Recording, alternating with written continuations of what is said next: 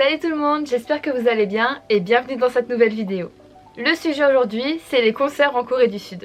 Je voulais en parler parce que je sais qu'il y a beaucoup de personnes qui voyagent en Corée du Sud, etc. et qui aimeraient faire des concerts, sauf que c'est complètement différent de la France et c'est vrai qu'on peut se sentir perdu, donc je me suis dit pourquoi pas vous faire une vidéo là-dessus. Pour commencer, il y a 3 sites principaux où acheter ses billets. Il y a Melon, Interpark et Yes24. Quand vous tapez le nom du site sur la barre de recherche, il faut bien noter, pour ça je vais vous dire un exemple du coup pour un seul, mais ça vaut pour les 3. Il faut noter par exemple Interpark Ticket Global. Pourquoi le global? Déjà le ticket parce qu'on veut la billetterie, des fois les sites existent aussi pour d'autres choses et là c'est vraiment pour la billetterie. Et le global parce qu'en fait il existe du coup les sites pour les Coréens et les sites pour les étrangers. Les sites pour les Coréens, ce qui fait la différence c'est déjà qu'il y a tout écrit en coréen bien sûr. Quand vous allez payer votre billet ça sera uniquement avec une carte coréenne, une carte bancaire coréenne. Et on n'a pas tout ça quand on vient en vacances en Corée, voilà je vous l'accorde.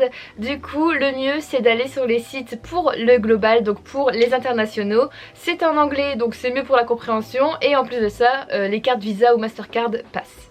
Ensuite, quand vous voulez prendre un billet, généralement il faut choisir sa place dans la salle. En France, quand on veut prendre un billet, souvent on met juste la catégorie en fait qu'on veut et ça c'est automatiquement nous donne une place lambda en fait. On ne choisit pas la plupart du temps. Après je sais qu'il y a des options des fois où on peut choisir notre place, mais voilà, quand on est un peu sur le rush ou quoi, c'est une place qu'on nous donne comme ça au hasard, juste avec la bonne catégorie qu'on a choisie. En Corée, il faut vraiment choisir sa place et ça peut être un peu contraignant parce qu'à des moments les places partent tellement vite que le temps que tu cliques sur le siège et que tu fais valider dans le panier, elle est déjà plus disponible. Donc enfin bref, c'est un peu la course contre la montre mais en vrai ça va. J'ai remarqué un truc aussi, quand vous allez dans un concert où c'est une petite salle, où c'est pas forcément des personnes qui sont très connues ou quoi que ce soit, généralement les prix de la place sont pareils peu importe où vous serez passé dans la salle. Donc si t'es tout devant ou tout au fond dans les gradins tout en haut, le prix reste le même. Ça c'est un peu chiant en vrai, je vous l'accorde. Mais bien sûr pour les salles les plus grandes et les groupes les plus populaires, il existe du coup des différences de prix, y a pas de souci.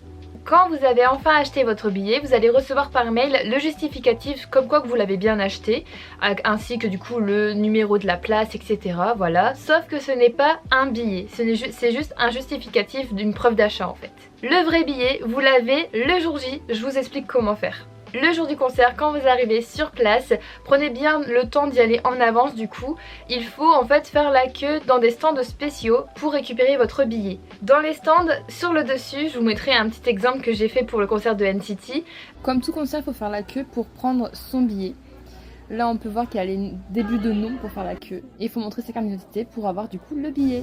Vous avez du coup des lettres pour... En fait en gros c'est le début de votre nom de famille. Et il faudra faire la queue selon la lettre en fait, la première lettre de votre nom de famille. Donc moi par exemple c'est un B, donc j'ai dû faire la queue pour le début de l'alphabet en fait.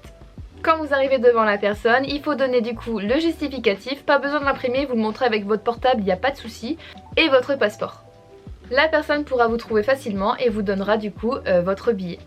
Généralement c'est des billets qui sont personnalisés, donc par exemple là c'est un billet que j'ai eu pour le festival Love Song et comme vous pouvez voir là c'est l'affiche en fait du festival et on peut retrouver l'affiche sur le billet.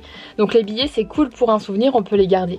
Là par exemple c'était pour le concert de iKON et du coup on voit le logo d'iKON qui est juste là. Moi pendant le concert. Mais du coup voilà, je trouve ça trop bien. Ça change de la France et les billets sont pas non plus énormes quoi, c'est des petits coupons en fait, donc ça c'est vraiment cool. Je vous conseille du coup d'arriver en avance rien que déjà pour récupérer votre ticket et ne pas oublier de le faire d'ailleurs. Mais surtout si vous allez voir de grands groupes comme BTS, Stray Kids, Seventeen, etc. Il va y avoir énormément de monde. Généralement c'est des stadiums, du coup des stades qui font le concert.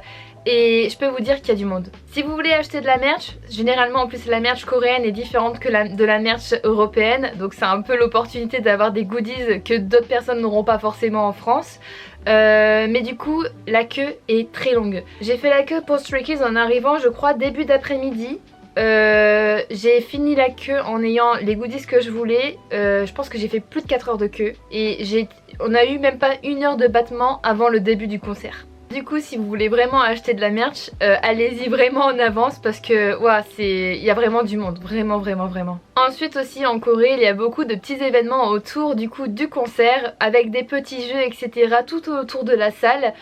Ensuite il y a toujours des stands pour faire des photos et bien sûr à côté il y a le merchandising. Il y a beaucoup trop de queues, j'ai pas été du coup. Bon c'est pas tout le temps mais dans les grands groupes etc ça arrive. C'est tout un truc en fait les concerts en Corée. C'est vraiment une bonne expérience. Même si on va pas se le cacher, l'ambiance dans les salles coréennes c'est pas trop ça. Du coup pour parler du concert, c'est vrai que les Coréennes c'est aussi un peu dans leur culture, de la culture asiatique où on ne crie pas beaucoup, où on ne danse pas, on se lève pas non plus parce qu'on veut pas gêner son voisin. Ce qui peut être vraiment cool en vrai parce que c'est vrai que on respecte un peu plus l'autre. Sauf que c'est vrai que si on fait ça, bah l'ambiance elle est pas trop là quoi. Je suis d'accord, on va pas aller crier dans l'oreille de ses voisins ou les bousculer parce qu'on danse etc, faut faire attention. Mais c'est vrai que nous en France, on se lève, on danse, on crie, on chante, vraiment on met l'ambiance et là-bas en fait c'est vraiment pas ça.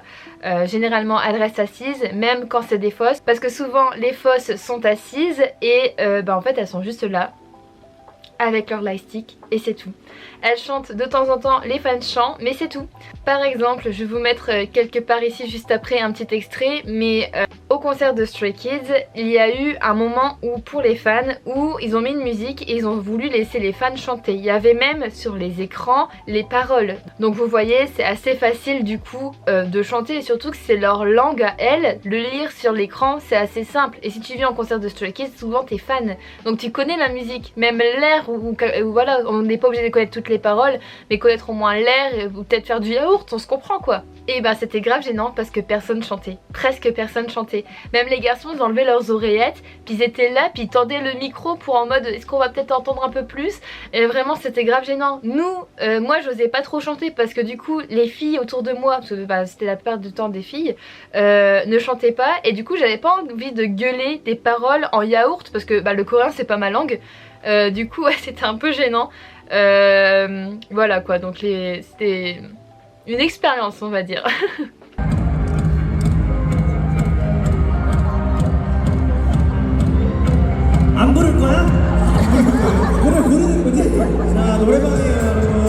Mais du coup ouais, mon concert de Stray Kids je l'ai pas vécu, c'était pas mon meilleur souvenir on va dire de la Corée. Parce que ben voilà niveau ambiance c'était pas trop ça. Après les garçons étaient juste géniaux hein, vraiment comme d'habitude hein.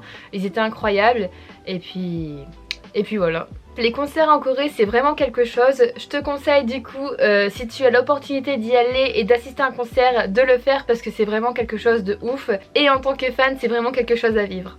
Bref j'espère que cette vidéo t'a plu et va peut-être pouvoir t'aider. Et en attendant pour une prochaine vidéo je vous fais des bisous.